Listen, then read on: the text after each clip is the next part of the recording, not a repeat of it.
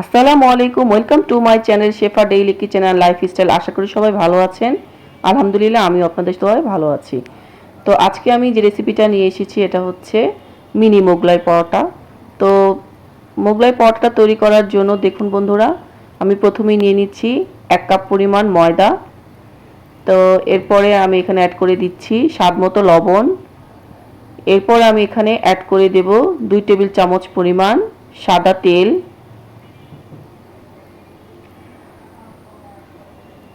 তো এই অবস্থাতে বন্ধুরা আমি আমার ময়দাগুলোকে এখন হাতের সাহায্যে ভালোভাবে মিশিয়ে নিব। তো হাতের সাহায্যে ভালো করে মিশিয়ে আমি এখানে ঠান্ডা পানি দিয়ে অল্প অল্প করে এই যে আমার ডোটাকে তৈরি করে নিলাম। দেখুন বন্ধুরা আমার ডোটা কত সুন্দর হয়েছে।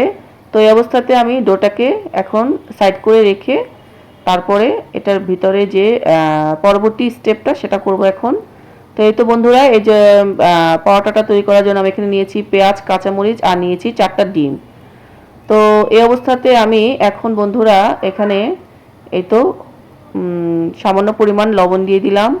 আর এখানে আমি নিয়েছি 2 প্যাকেট ম্যাগি মশলা।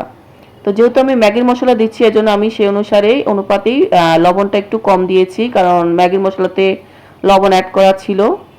তো এই তো ম্যাগির মশলাগুলোকে এখন আমি এটার সাথে ভালোভাবে হাতের সাহায্যে এই যে মাখিয়ে নিচ্ছি। তো এরপরে আমি এই তো মাখানো হয়ে গেলে তো আমি 4টা ডিম ছিল যে ভেঙে রাখা, এরপরে আমি ডিম 4টাকে মিশিয়ে নিব।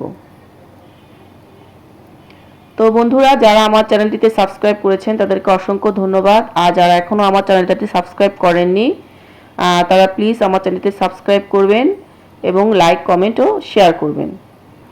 তো এই অবস্থাতে বন্ধুরা দেখুন আমি এই তো আমার এই ডিমের যেইটা এটাও বানানো হয়ে গেল।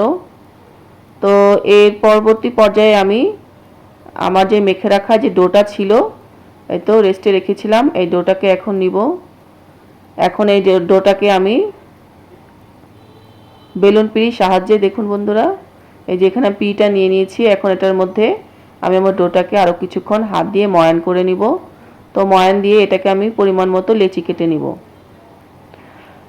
তো বন্ধুরা আমার মতে দোকান থেকে কিনে মোগলাই খাওয়া চাইতে বাসায় বানিয়ে খাওয়াটাই ভালো, কারণ বাহিরের খাবার অতটা স্বাস্থ্যকর না, অস্বাস্থ্যকর। আর হোটেলে যে ভেজে দেয় তাদের যে তেলটা অনেক পোড়া থাকে, তো সেটা খেলে আমার মনে হয় শরীরের জন্য ক্ষতিকর, স্বাস্থ্যের জন্য ক্ষতিকর। তাই আমি ঘরেই তৈরি করে নিচ্ছি, কারণ আমি চাই না আমার যেহেতু ছোট একটা বাচ্চাও আছে, তো বাইরের খাবার খেলে দেখা যায় যে পেটেও বিভিন্ন রকম সমস্যা হয়। তো এই কারণে আমি বাসায় তৈরি করে নিচ্ছি। আর এই পরোটাটা তৈরি করতে দেখুন বন্ধুরা অনেক অল্প সময় তৈরি করে নেওয়া যায়।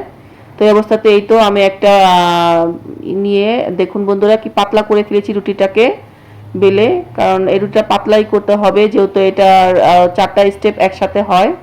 তো এই অবস্থাতে এই তো আমি আমার রুটিটাকে প্রথমে যে বেলে নিয়েছি পাতলা করে, এরপর এখানে যে ফাটানো ডিমটা ছিল সেই ফেটে রাখা ডিমটাই যে এখন আমি দিয়ে দিচ্ছি।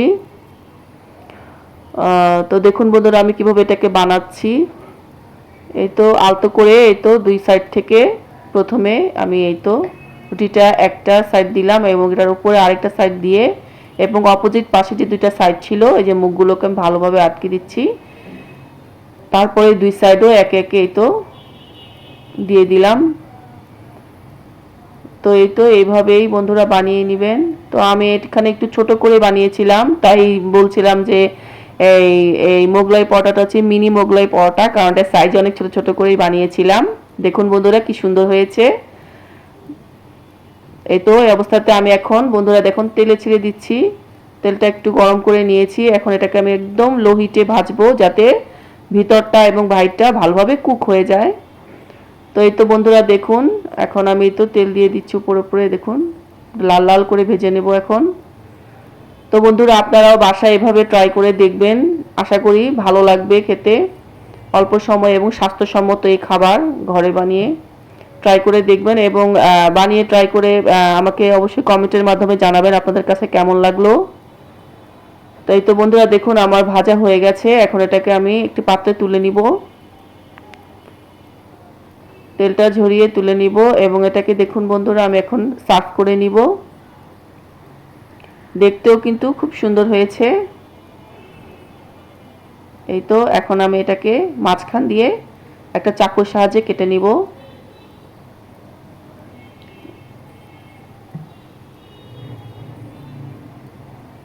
তো আজকে এই পর্যন্তই বন্ধুরা, সবাই ভালো থাকবেন, সুস্থ থাকবেন। আল্লাহ হাফেজ, আসসালামু আলাইকুম।